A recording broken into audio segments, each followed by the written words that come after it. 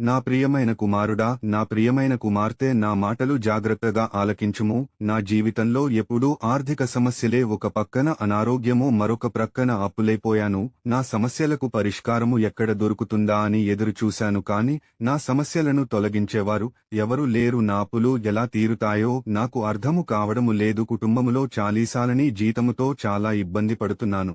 ఆర్థికముగా ఏది కొనుక్కోలేని పరిస్థితి. కుటుంబము గురించి ప్రతిరోజు ఆలోచిస్తూ నా శరీరం క్షీణించికిపోతుంది అని బాధపడుతున్నావా? ఏడుస్తున్నావా?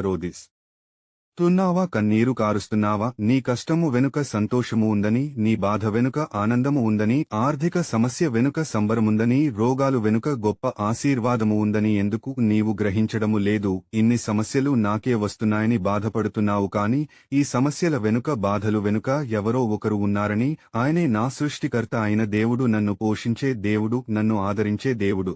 యేసయ్య ఉన్నాడని ఏనాడైనా నీవు అనుకున్నావా? ఇప్పటికైనా పర్వాలేదు, నేనుండగా నీకు ఏ హాని కలగదు, అపాయము రాదు, ఎందుకంటే నేనున్నానని ఇప్పటికైనా గుర్తించుము.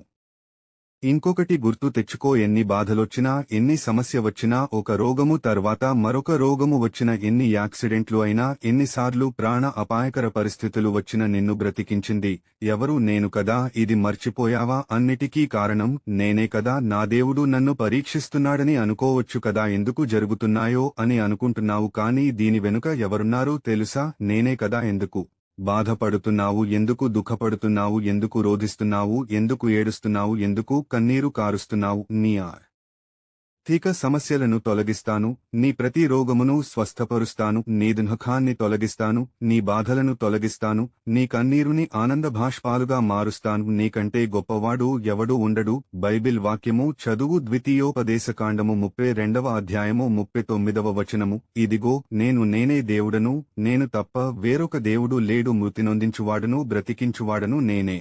గాయపరచువాడను, స్వస్థపరచువాడను నేనే. నా చేతిలో నుండి విడిపించువాడెవడనూ లేడు. ఇక నుండి నిన్ను పైవానిగా ఉంచుతాను గాని క్రిందివానిగా ఉంచెను, తలగా ఉంచుతాను గాని తోకగా ఉంచెను. నేను నీ ప్రభువుడను, నీ దేవుడైన యేసయ్యను నీకు మాట ఇస్తున్నాను. ఆమెన్.